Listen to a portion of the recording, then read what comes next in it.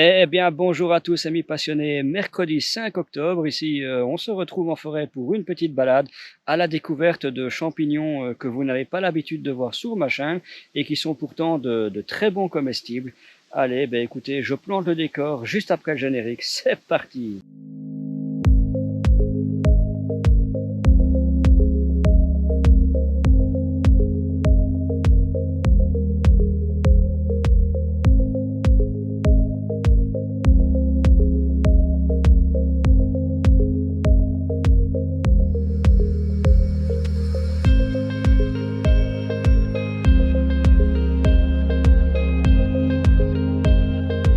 Et oui les amis, je vais chercher d'autres champignons que le cèpe de Bordeaux aujourd'hui, hein. Non pas qu'il n'y en a plus, hein, mais tout simplement que j'ai encore été ce week-end, dimanche, c'était vraiment l'apocalypse, l'enfer.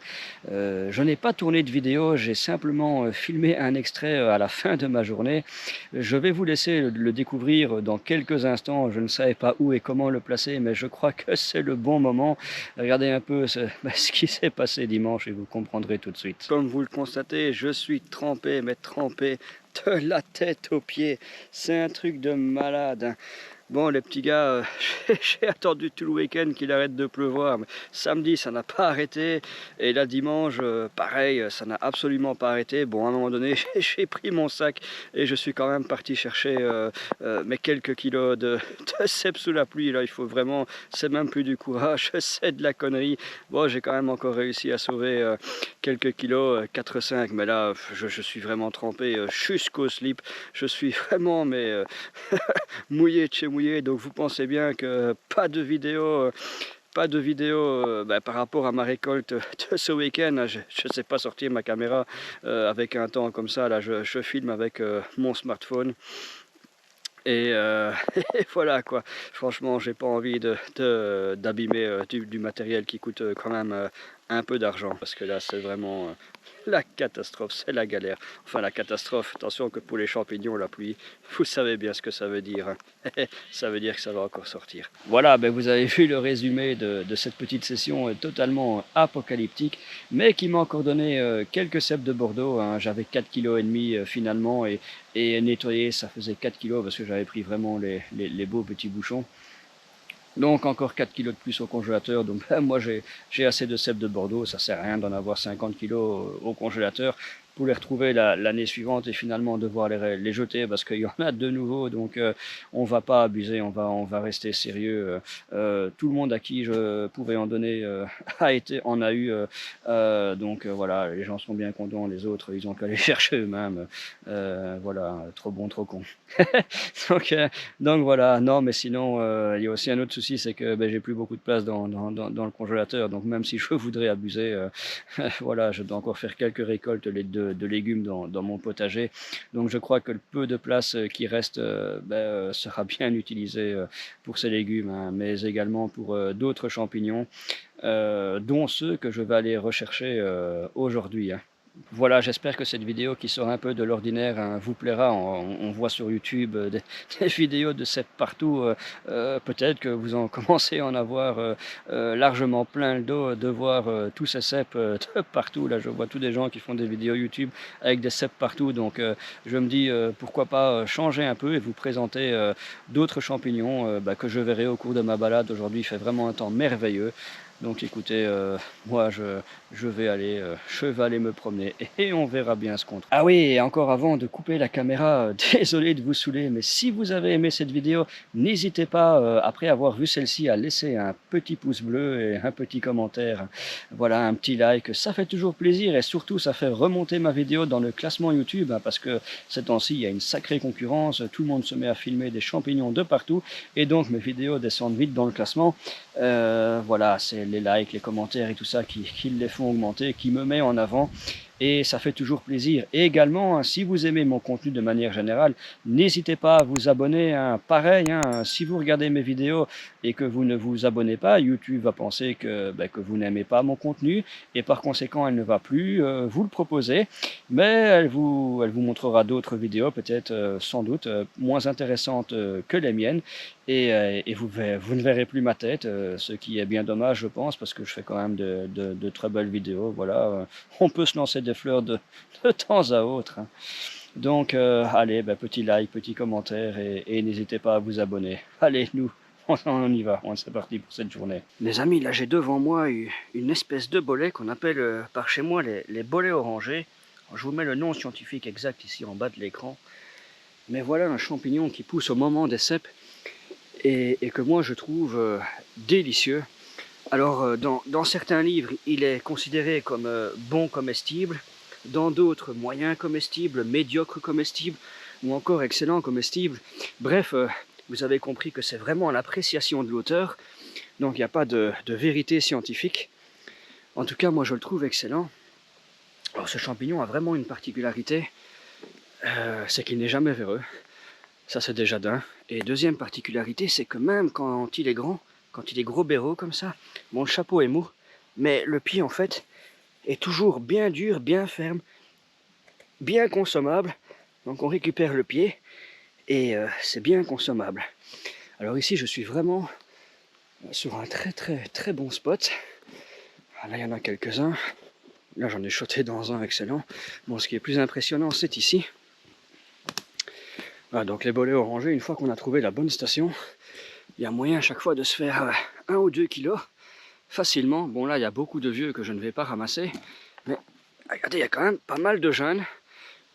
Voilà, alors le champignon fait un peu peur, hein, parce que clairement le pied est un peu brunâtre comme ça. Puis quand on le coupe quelques minutes après, il devient tout noir, donc vraiment c'est très peu ragoûtant.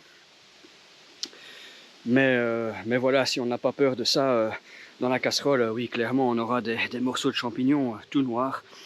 Mais si on arrive à passer ça, il n'y a pas de souci. Moi, je trouve que c'est vraiment un champignon excellent.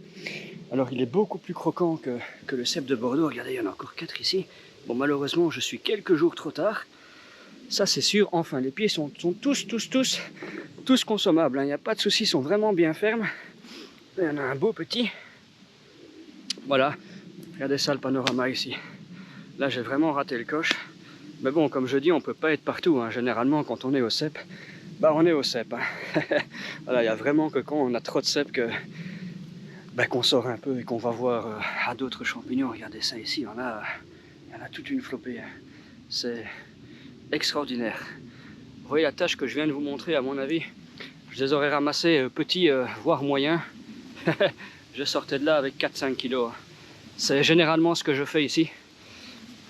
Voilà. Alors généralement, ils sortent toujours juste avant les cèpes de Bordeaux. Ils annoncent un peu les cèpes de Bordeaux. Bon, cette année-ci, ils sortent en même temps. Voilà, regardez, mais c'est vraiment... là, c'est un beau, évidemment, que je vais ramasser. Là-bas, il y en a quelques grands. Je ne sais pas si vous voyez, là quelque part. Enfin, il y en a vraiment... Voilà, moi c'est un champignon qui vraiment est très intéressant, malgré sa couleur à la cuisson. Je le trouve vraiment très ferme, très croquant. Voilà, vraiment pour moi un champignon délicieux, mais comme je dis, c'est vraiment l'appréciation de chacun. Peut-être qu'en commentaire, d'autres vont dire, bah non, c'est un champignon médiocre. Voilà, les goûts et les couleurs, ma foi, ouais, c'est comme ça. Regardez ça, 2 beaux. Et je termine ici. Enfin... dans ce mélange de bouleau et épicéa, il y en a comme ça, un peu partout. Bon, je vais ramasser ce que je peux ramasser. Regardez les amis, le résultat de la tâche que je vous ai montré et un peu plus, hein, parce que j'ai bifurqué à droite et à gauche. Voilà. il y a 4 kg, 4 kg et demi, un truc comme ça, je peserai ça après. Et j'ai pris les petits, hein, j'ai vraiment pas pris les grands, regardez, ils sont tous là. Il y en a encore plein de grands bérots ici, enfin des grands bérots. Franchement, j'aurais pu les prendre, mais 4 kg et demi, c'est déjà, ouais, il y a même encore des petits ici, on le voit. Enfin 4 kg et demi, c'est déjà énorme, hein, pour ma saison. Il y a déjà pas mal de cèpes en plus, et on attend encore les chanterelles en tube, etc., etc. Enfin bref, j'ai même trouvé un petit cèpe de Bordeaux ici. Au milieu de la tâche. Et voilà ce que je disais, donc je viens de les ramasser. Pas pris longtemps à ramasser ça parce qu'il y en a tellement beaucoup. Regardez, c'est tout noir déjà. Et c'est ça qui n'est pas très ragoûtant, et à mon avis c'est le cerveau des gens qui jouent et qui se dit, ah bah ça c'est pas très bon. Pourtant moi je m'en fous de la couleur, je les trouve vraiment délicieux.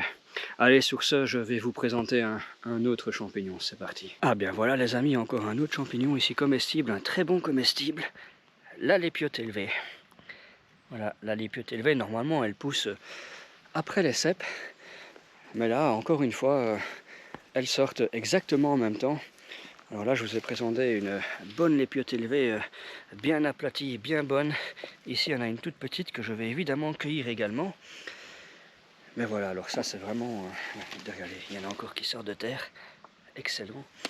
Ça, c'est vraiment un très bon champignon.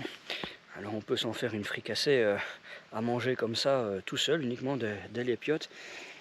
Mais moi, j'aime bien faire des mélanges. J'aime bien chanterelle, lépiote, pied bleu, enfin, tout ce que je trouve à ce moment-là.